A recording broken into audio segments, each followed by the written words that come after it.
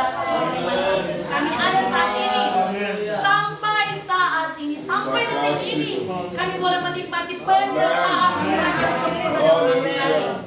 2 hari kami boleh meninggalkan aktivitas kami, meninggalkan keluarga kami, pelayanan kami di Manado, di Minahasa, dan dari manapun kami datang Tuhan. Dan di pulau-pulau yang kami kunjungi, kami mau jadi berkat. Sempurnakan apa yang kami lakukan Tuhan untuk kemuliaan nama-Mu. Jauh dari sempurna karena kami terbatas, kami punya kelemahan. Amin. Oleh belas kasihan-Mu, sempurnakan itu. Demikian firman yang akan disampaikan hamba-Mu siang hari ini Tuhan. Hamba terbatas, tetapi hamba bersyukur hamba punya Allah yang tidak terbatas. Biar setiap kebenaran firman-Mu menjadi berkat di pelayanan terakhir kami, di pulau-pulau, ke-4 pulau yang kami kunjungi. Terima kasih Tuhan Yesus. Puji Tuhan, terima kasih untuk 4 tahun kebersamaan PTF.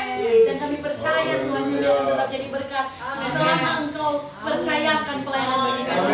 Dalam nama Yesus kami akan mendengarkan firman-Mu. Semua yang percaya katakan amin. Ya, kita langsung saja Bapak Ibu, mengingat kita mengejar pasang surut air. Kecuali kalau mau suka pulang tengah malam kan Ibu. Puji Tuhan, tapi kita percaya semua dalam campur tangan Tuhan, semua dalam kendali Tuhan. Ya, kita akan mengawali renungan firman Tuhan di dalam 1 Korintus pasal 14 dan 40. 1 Korintus 14 ayat 40. Semua baca dengan suara yang keras dalam hitungan yang ketiga. Sudah dapat? Ya, tunggu. 1 Korintus 4 ayat 40. Sorry, 14:40. Sudah? Dimulai dengan kata tetapi. Sudah? Dapat? Ya. 1, 2, 3. Tetapi segala sesuatu harus berlangsung dengan sopan dan berhati-hati. Sekali lagi. 1, 2, 3. Tetapi segala sesuatu harus berlangsung dengan sopan dan berhati-hati. Amin. Amin. Saya beri judul pelayanan kita di Pulau Mante HG ini, pelayanan yang keempat, pelayanan terakhir dalam program kita, sopan dan teratur sesuai dengan kebenaran firman Tuhan. Bapak Ibu sudah di dalam Tuhan Yesus Kristus, saya sudah mengulang bahwa banyak peristiwa penting yang dicatat oleh 4 penulis Injil sekaligus. Mereka mencatat hal yang sama, tetapi hanya satu mujizat yang mereka catatkan, semuanya mencatat, yaitu mujizat 5 roti dan 2 ikan. Ya, jadi hanya satu itu mujizat yang mereka tulis sama. Keempat-empatnya tulis itu. Yang lain ada 2 penulis, yang lain 3, yang lain 1. Oke, kita tidak akan bahas panjang lebar Bapak Ibu, tetapi mari kita akan fokus di dalam pembacaan di dalam Lukas, seperti hal-hal sebelumnya di pelayanan pertama, kedua, dan ketiga. Kita akan melihat dari kitab demi kitab yang ditulis mengenai 5 roti dan 2 ikan. Yesus memberi makan lebih dari 5.000 orang.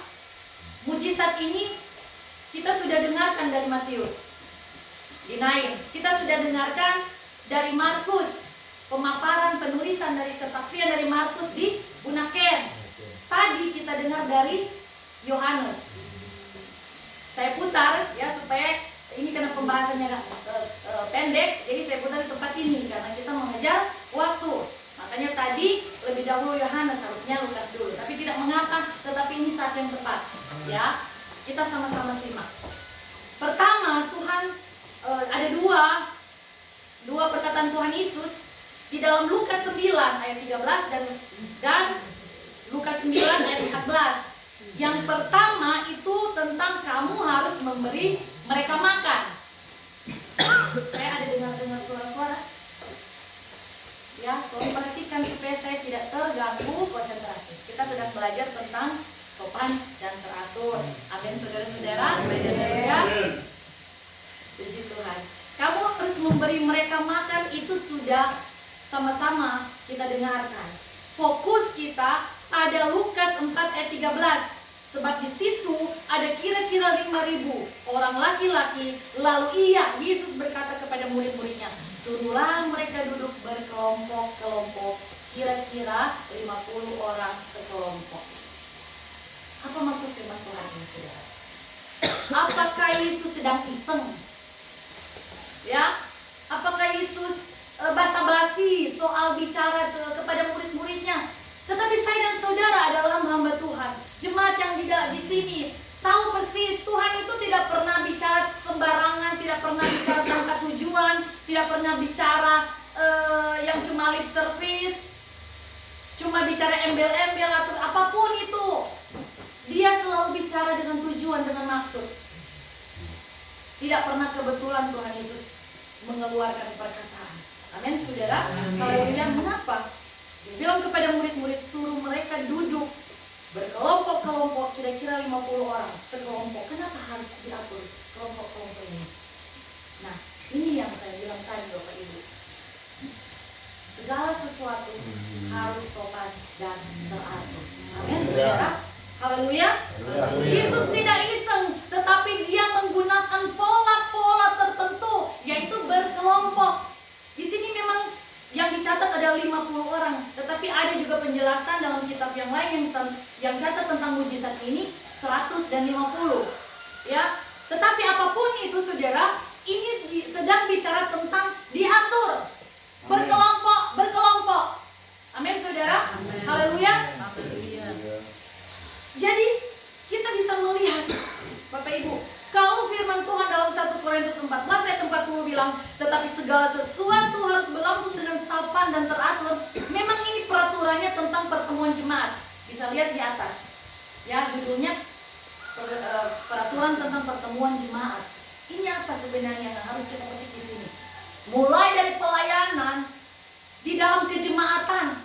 Orang ini harus berbiasakan untuk hidup sopan dan teratur. Amin, saudara. Haleluya.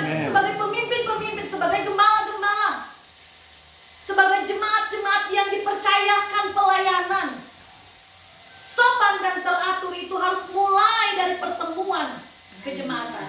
Bagaimana Tuhan mau jadi contoh yang baik di luar sana? Kalau di dalam ibadah kita, pertemuan ibadah itu kacau. Makanya saya tadi agak-agak ini pasti kena ini dia. Minta maaf ya, minta maaf. Kalau ada seorang yang bicara di depan sini, apalagi di depan mimbar, tolong dengarkan Bapak Ibu. Siapapun dia. Amin, saudara. Haleluya. Amin. Amin, haleluya. Siapapun dia, saudara. Bahkan Daud, dia nak coba kore itu Saul. Bukan karena Saul masih diurapi, tetapi bagi dia, selama Saul masih hidup, ya ada otoritas yang harus dihargai. Padahal Tuhan sendiri sudah tidak mengakui. Tetapi bagaimana kerendahan hati Daud?